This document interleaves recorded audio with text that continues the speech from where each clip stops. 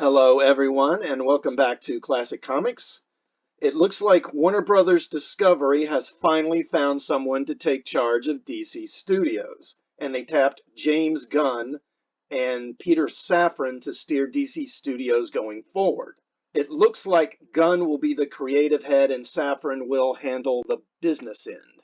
Gunn's defection from Marvel to DC isn't so surprising when you consider recent history. After some, shall we just call them provocative tweets that were uncovered, Gunn was quickly dismissed by Alan Horn over at Marvel Studios. Gunn then did a Suicide Squad sequel for Warner Brothers, but his dismissal wasn't approved by Kevin Feige, who brought him back to Marvel to do Guardians of the Galaxy 3 and the upcoming holiday special. Now, Gunn's success with Guardians of the Galaxy is clearly what made him appealing to Warner Brothers Discovery. But on the other hand, the Suicide Squad sequel was a complete flop, which I think speaks to how desperate Warner Brothers Discovery is to find someone to take control of DC Studios and try to get the DCU moving in a positive and clearly defined direction again. But is Gunn really the right person for this job? As I mentioned, his Suicide Squad sequel was a bomb, and I think the complete failure of that film is a good example of how the DC brand may be so damaged that making any DC film a hit at this point is going to be difficult. Even the recent Batman movie, easily their most popular character, was a middling success at the box office. One of the things that is undermining recent Marvel releases is their reliance on lame humor, and I think the blame for that to some degree lies with James Gunn.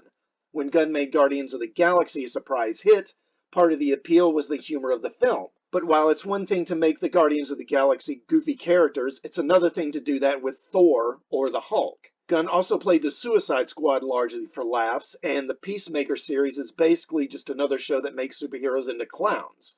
So it concerns me that with Gunn in charge, that sort of humor will begin to surface in most of DC's properties. I don't think they would do that with Batman, but with Superman or Aquaman, I could see it happening. In fact, Gunn made Aquaman the butt of jokes about sex with fish repeatedly in Peacemaker. I really worry that he would turn Aquaman into a joke again.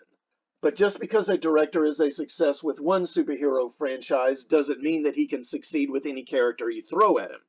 Christopher Nolan succeeded with Batman, but he produced Man of Steel, which was a disappointment. Similarly, Zack Snyder succeeded with 300, but Man of Steel and BVS were disappointments.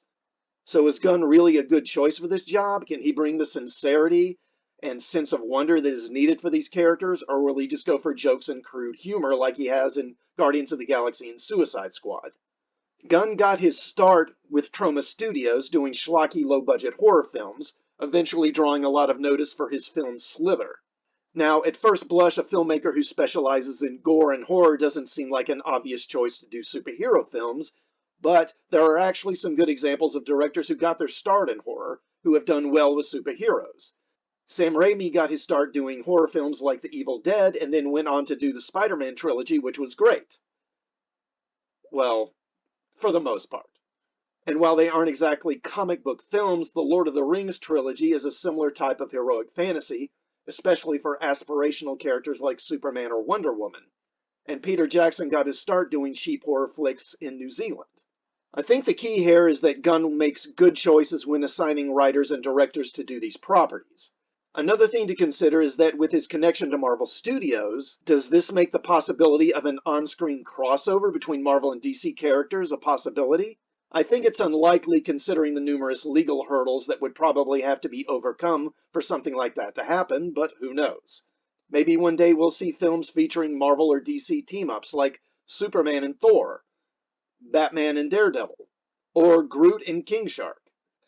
But let's face it, the way Hollywood operates these days, what we're probably going to wind up getting is something like Harley Quinn and Black Widow's sister.